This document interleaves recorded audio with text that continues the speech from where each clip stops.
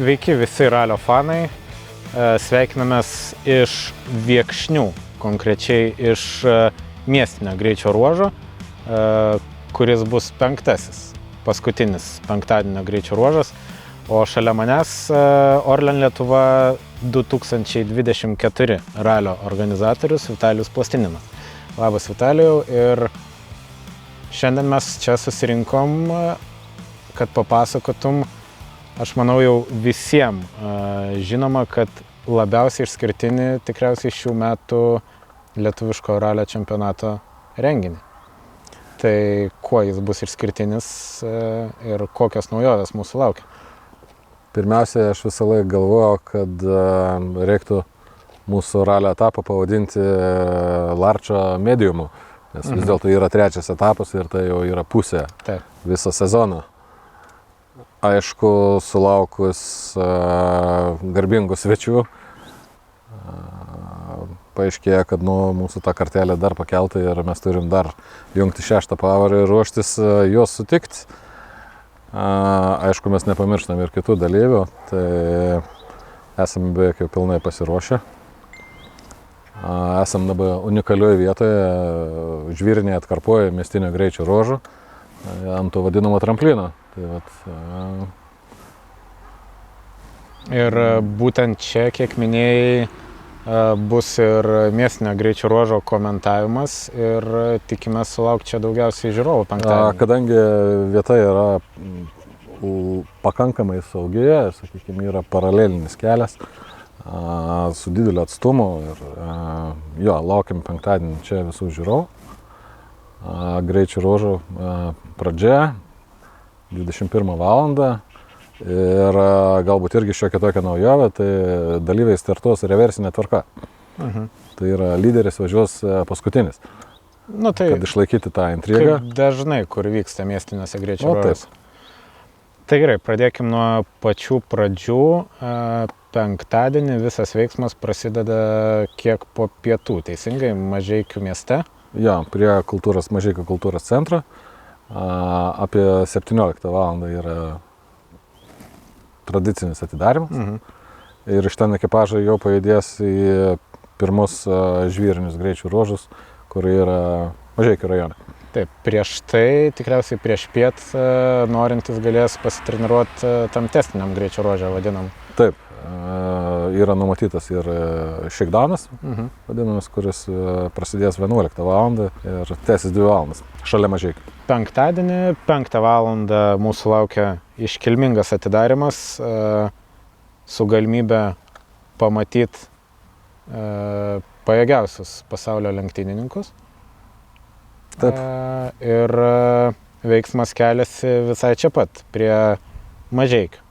Taip. Tai pirmas, iškart pasakysim, kad nusprendėm apžvalgos metu per daug neišsiplėsti apie rekomenduojamas stebėjimo vietas, kadangi turit visus žemėlapius, greičio ruožų įrašus ir plepėt beveik pusvalandį apie kiekvieną stebėjimo zoną nutarėm, kad neoptimalu. Tai yra šiam rally ir įdomesnių temų, kurias mes būtinai aptarsim.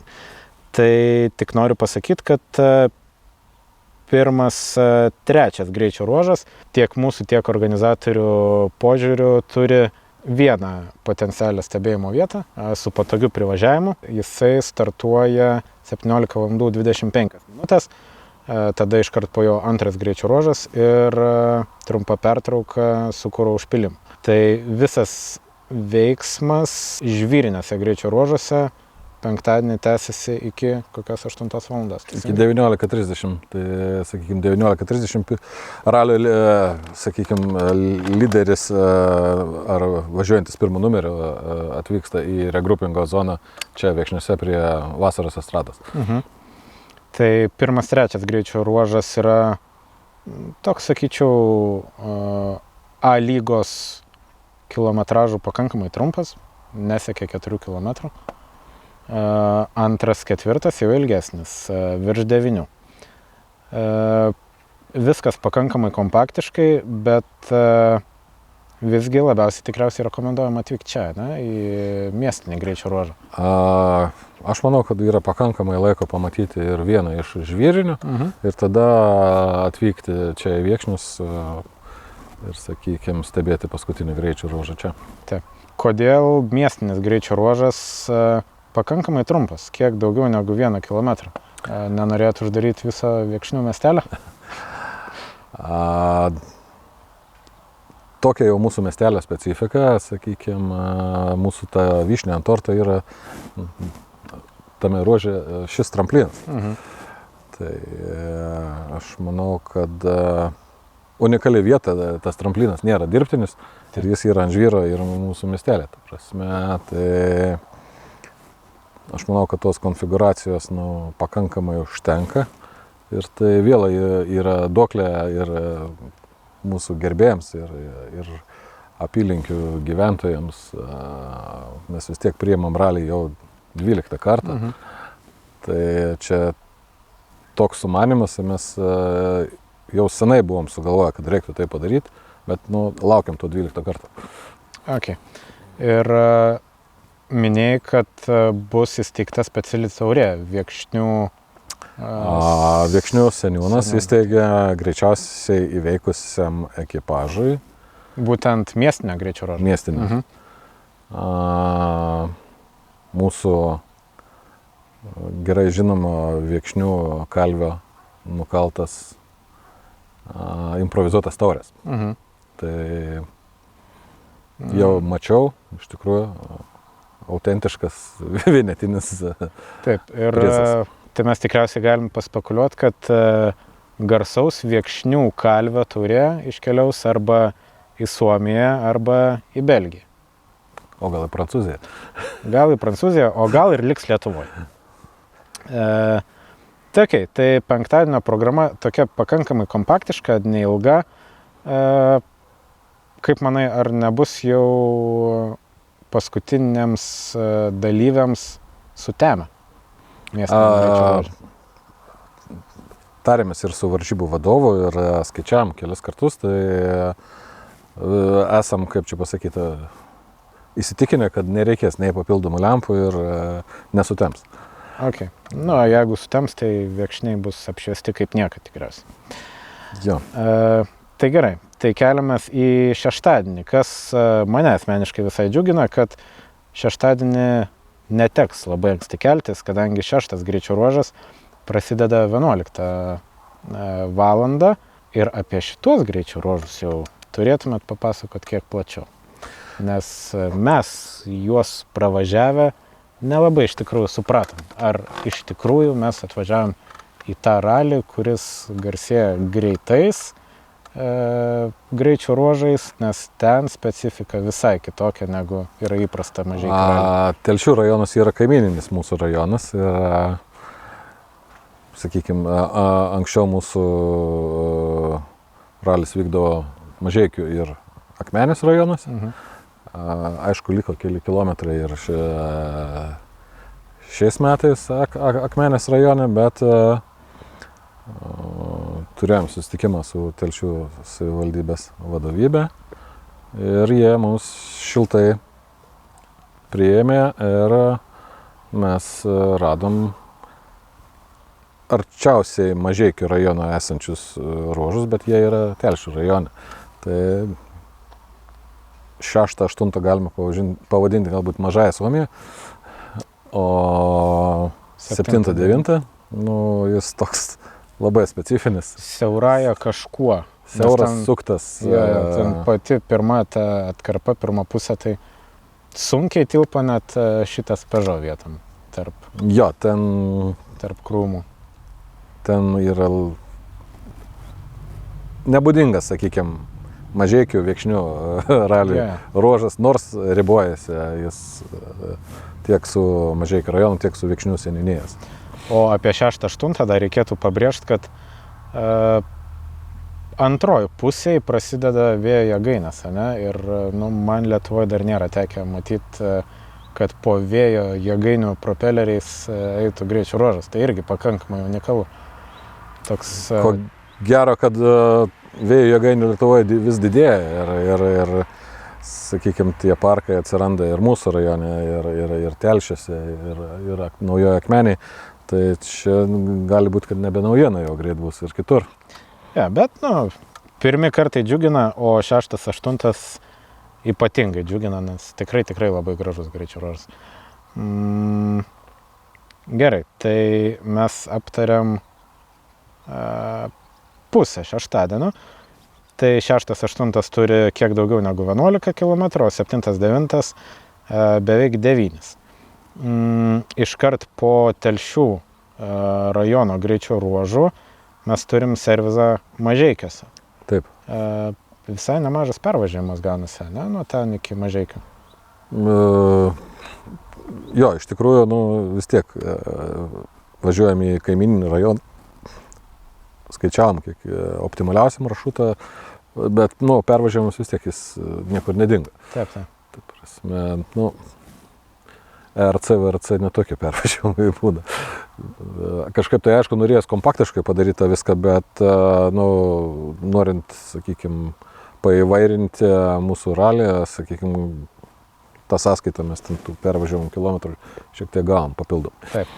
Ir atsimenu, kad man pavasarį sakė, kad vienas garsus šturmanas, kilęs iš Telšių krašto, tau padėjo atrasti tuos Telšių rajono perliukus.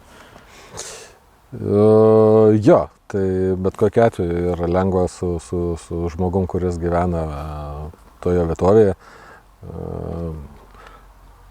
Iš tikrųjų, aš važiuodamas į Telšius kažkada važiavau visiškai kitų kelių ir po to mes susitikę važiavom jau į tuos dabartinius greičių ruožus, kurie bus ir yra dar tų greičių ruožų, bet kažkaip tai nutarėm, kad ten tie gal per daug sudėtingi. Ja, nes tu man sakė, kad ten gali pusę ralio dalyvių ir pasilikti. Jo, tai mes gal kažkaip tai pradžioje gal pabandysim testus padaryti. Pasitaupykit tuos perliukus ateinantiem metam. Gal kažkada reikės.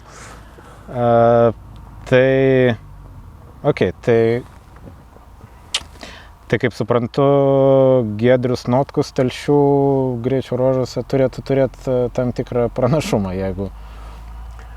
Aš abejoju. Ar turėtų turėti kažkokį tą pranašumą. Hipotetinis.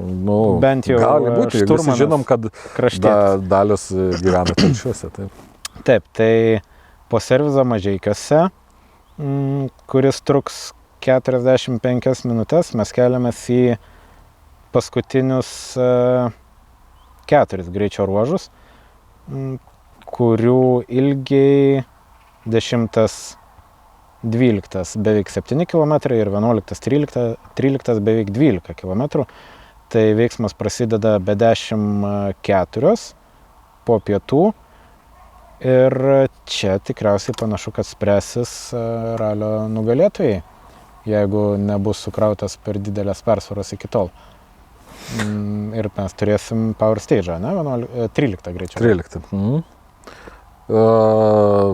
Tokia konfiguracija 11-13 dar nėra buvęs važiuotas. Yra, sakykime, važiuota atvirkštinė tvarka, šiek tiek pakeista finišo, sakykime, vieta, o su 10-12 vėl jis yra apsuktas ir startas yra iš kitos pusės, sakykime, tai jis nuo praeitų metų skiriasi. Ir... Jo, čia tas greičio ruožas, kur berods tie keli mediniai tilteliai yra, ne? Keli mediniai dabar jau nauji tilteliai. Jau nauji tilteliai, ok. Tai, o paskutiniai, tiksliau 11-13, taip pat jau yra važiuotas. Jo, praeitais metais buvo važiuota atvirkštinė tvarka. Tai tos pagrindinės stebėjimo vietos, aš manau, kad jau yra visiems puikiai žinomos. Tai būtent dėl šitų priežasčių mes ir labai neišsiplėtėm šitoje vietoje. Gerai, o dabar mes pakalbam apie tikriausiai visiems aktualiausią temą, tai tuos svečius, kurie dar nėra buvę Lietuvos ralio istorijoje. Hyundai'us tiesa testavosi prieš 4 ar 5 metus Zarasų apylinkėse, bet ten buvo testai. O kad oficialiai važiuotų varžybas Lietuvos ralio istorijoje nėra buvę. Kai sužinojom galimą mūsų varžybų datą, bet kokiu atveju mes bandėm tą datą atrasti, kad bet kokiu atveju nesutaptų su Europos čempionatu Estijoje. Aišku, žinojom, kad bus pasaulio čempionatas Latvijoje ir teko laukti gan ilgai, kol įsitikinom, kad mes esam tokioj datoj, kurie yra tinkama ir Mažeikių rajonas, sakykime, nesutampa su šventėm kažkokiam, dar kažkas. Nesutampa, pavyzdžiui, ir su Orlen Lietuva rekonstrukcijos projektais. Tada sužinojęs tą tikslę datą,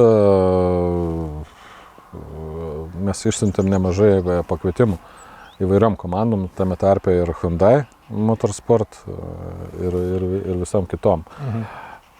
Aišku, 2019 metais teko man pačiam lankytis Hyundai gamyklai Vokietijoje ir po to dar yra tekę su jais susitikti Italijoje.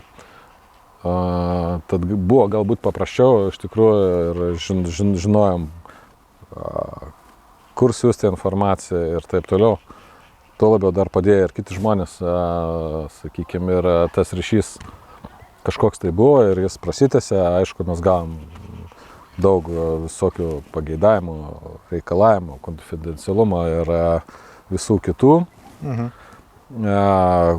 kuriuos jau esam pasiruošę išpildyti. Ir aišku, čia toks iššūkis, kuris reikalauja tos dūšios įdėti į tą darbą. Minėjai apie reikalavimus, pageidavimus iš tokios pasaulinės komandos. Tai čia panašiai kaip vyksta ir su pasauliniam muzikos žvaigždėm, ne? Jie turi specialius pageidavimus organizatoriam. Tai trumpai papasakok, kokie, pavyzdžiui, tokios komandos reikalavimai organizatoriai. Tai galbūt visa pradžia yra pateikti informaciją,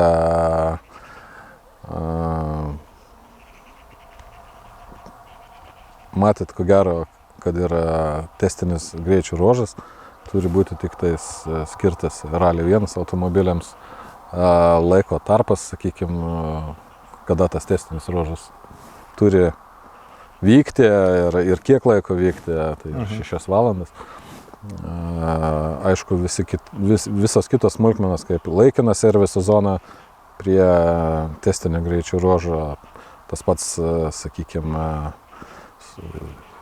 vieta su tam tikrais išmatavimais sunkvežimiams. Serviso zona jau mūsų ralio miestelį Mažeikiai. Tai ir visokių kitokių smulkmenų tai matėt, ko gero, tą schemą, kaip atrodo. Jo, vat schema serviso parko atrodo išties įspūdingai. Aš ten mačiau ofiso priekabą, kaip čia pavadinti, maitinimo priekabą. Taip. Kelios priekabos detaliam ir šiaip technikų darbui. Ten realiai pusė miestelio toks. Jo, tai va. Labai stipru. Tai unikali galimybė iš tikrųjų Lietuvos ralio fanam, kas dar nėra matę VRC etapuose, kaip atrodo aukščiausio lygio komandų servizai, tai pamatyti mūsų šaly, Mažeikas. Jo, ir vieną automobilį aptarnauja 25 žmonės. Tai čia įskaitant ir, aišku, inžinierius, komandos vadovą, medikus, maitinimo visą žmonių brigadą. Jo, tu minėjai, kad jie klausė, ar bus testiniam greičio ruože. Gavom tokį užklausimą, ar testiniam ruože bus greitosios pagalbos automobilis. Tai taip, bet prie to buvo dar prierašas, kad mes ir savo turim, jeigu ką. Paramedikų komanda jų irgi bus. Wow. Ar kažkaip ypatingai Viekšniai ir Mažeikiai ruošiasi sutikti tokio kalibro žvaigždės. Aš manau, kad mes... Kokio maštabo čia yra įvykis? Jo, ta prasme, visi žino ir manau, kad supranta, kas tas yra ir kad tai yra galbūt vieną kartą gyvenime. Tai nenustepkite, jeigu Viekšniuose arba Mažeikiuose per savaitę atsiras naujų asfaltuotų gatvių, šaligatvių naujų. Žodžiu, visa Lietuva turim pasiruošti tam ir reprezentuoti kuo geriausiai tiek mūsų... Jo, ypatingai reikėtų nesielgti taip kaip Lenkijoje. Ja, aš manau, kad mes esame kultūringesni. Ženkliai. Gerai, o dabar duokim šiek tiek dėmesio ir mūsų čempionato dalyviam. Tai mes kalbėjom, kad tas ekipažas, kuris startuos iškart po šių dviejų svečių, čia bus jo tikriausiai gyvenimo įvykis, nes tikriausiai pakartoti tokio įvykio, kai prieš save matai VRC automobilį ir už jo startuoji, tikriausiai, kad gali ir nebepavykti, ne?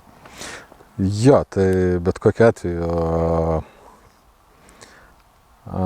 turim Larch 2 įskaitoje užsiregistravus 8 dalyvius. Ko gero, kad jie visi startuoja su Škoda Fabia ir vienas Fordas. Tai,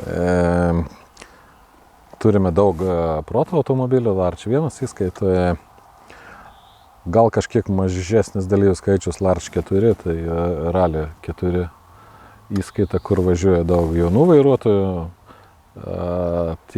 Vienas iš mūsų rėmėjų kaip tik įsteigė prizą Larch 4 ekipažui, greičiausiai įveikus Viekšnių miestinį greičių ruožą, atiteks kelionė keltu į Švediją ir atgal 2 asmenims su automobiliu.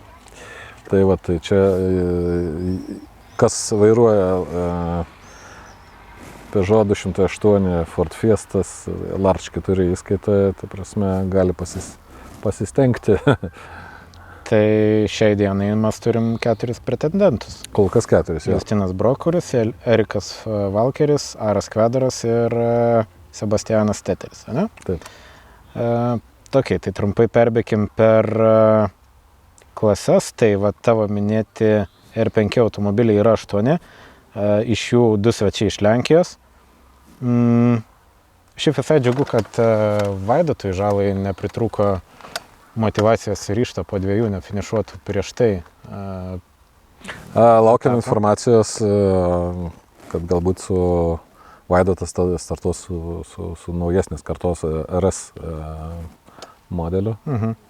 Tai būtų irgi vienas iš pirmų kartų, kada Lietuvoje toks automobilis. Ne naujesnės, o naujausias. Naujausias, jo. Ja, kur Vaidas būtent su mūsų operatoriumi ir buvo Škodos gamykloje, ne? Su tuo naujausiu. Irgi labai būtų gražu išvysti tokį daiktą. Tai o ką, tada Rokas Steponavičius, Nedas Radišauskas, Jonas Luckus, Giedrius Notkus, Vladas Jurkevičius ir Vaidotas Žala. Tai tikriausiai arba Notkus, arba Jurkevičius turės galimybę startuoti už mūsų svečių, ne? Taip. Ok, iš viso mes turim šiai dienai 66 dalyvius. Ir čia tik tai A lygos vadinamos dalyviai, be sprinto. Taip. Tai visai šiaip solidus skaičius. Aš manau, kaip mūsų šaliai, kuri turi 3 milijonus gyventojų, tai yra tikrai tas skaičius pakankamai geras ir reikia džiaugtis to. Tuo labiau mes norim galbūt ne tiek kiekybės, kiek kokybės. Ir panašu, mes einam tą linkmę. Ne, iš tikrųjų, verčiant taip retrospektyviai, tai aš manyčiau, kad Lietuvos ralis išgyvena auksamžį. Auksamžį, taip. Visiškai visos lygos, nuo mini ralio iki čempionato. Ką dar reikėtų apkalbėti? Saugumą tikriausiai, ne? Ko gero. vienas pagrindinių dalykų, kad svečiai važiuoja su tokia technika, apie kurios saugumą pats automobilis informuoja spalvotais indikatoriais šonuose. Ne? Tai tikriausiai jau matėt pranešimus iš organizatorių, kaip reikėtų elgtis ir ką reiškia vienokia ar kitokia lemputė deganti ant automobilio šonų ir priekinio stiklo. Tai būkite atidus, nelinkim, kad svečiams prireiktų pašalinių pagalbos šalia greičio ruožų, bet maža ką, čia yra ralis, tai būkite atsargus, jeigu nedega arba dega raudona lemputė. Ne? Tai reiškia, kad prie to automobilio, kuris yra varomas ir hibridinė pavara, liestis negalima, kadangi yra rizika, kad hibridinė sistema pažeista ir yra elektros nuotėkis. Okay, tai čia vienas aspektas, o kitas, būkit žmonės šiaip. Reprezentuokit lietuvišką ralį kuo įmanoma geriau, stovėkit už juostų, klausykit trasos saugumo darbuotojų nurodymų. Tai ir padarykim taip, kad atvykstantys svečiai norėtų pas mus apsilankyti dar ir dar kartą. Viską pakankamai greit perbėgoma, ne? Ko gero. Yra, Vitalijau, jauduliukas šioks toks?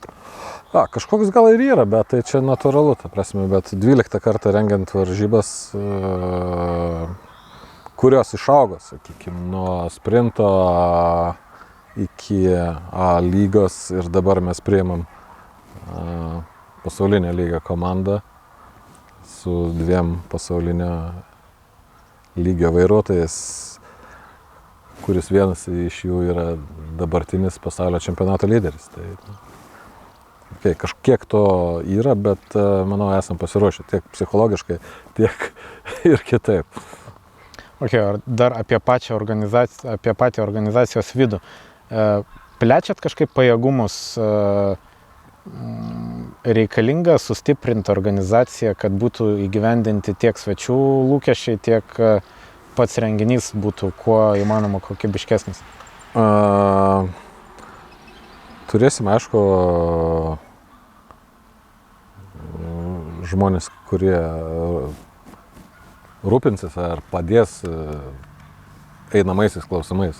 Būtent svečių komanda. Svečių komandai, aišku, papildomos skaitai, turim viskas, kas priklauso. Aišku, aš ir pats turėsiu kažkiek tai laiko. Tai manau, kad esam pasiruošę. Ir labai puiku. Lengvas jauduliukas būtinas, bet tavo užtikrintumas tikiu, kad atves prie vieno įspūdingiausių šių metų ir manau 10-mečio ar net 20-mečio renginių Lietuvos ralio istorijai. Kiek, manai, Rally 1 automobilis čia potencialiai galėtų nušokti? Gal 10 metrų. Nesakyk, kad net Martynas Samsonas buvo atvažiavęs prie šito. Konsultavomės su Martynu ir čia gal prieš kelius metus iš tikrųjų aš parodžiau tą vietą ir sako, negali būti, kad čia, žinai, ant žvyro, nes atvažiavom žiemą. Čia apačia žvyras, tai sako, čia reikia miestinį padaryti. Ir aišku, paskui braižant tas schemas, visokių čia kilo minčių ir galbūt antrą ratą padaryti ir taip, bet čia palikim, gal kada nors. Nereikia visų kozerių išnaudoti per vienus metus, teisingai. Tai visai aš manau, kad greit susisukom visą informaciją apie greičio ruožus ir gražiausias stebėjimo vietas rasit tradiciškai mūsų žemėlapiuose. Greičio ruožų įrašai taip pat jau aišku kur. Tai ką, Liepos 12-13 visa Lietuva trauks link Mažeikių. Taip, o mes pradedam dirbti jau nuo Liepos 8, 5 pavarą. Taip. Dar būtina pabrėžti, kad renginys yra nemokamas. Taip, renginys yra nemokamas ir manau, tai yra unikali galimybė tiek regiono gyventojams, tiek visos Lietuvos atvažiuoti ir pamatyti. varžybas. kartelę užsibrėžusio ralio. Puikiai. Ačiū ir su visais susimatom Mažeikiuose Liepos 12-13 Orlen Lietuva rally 2024.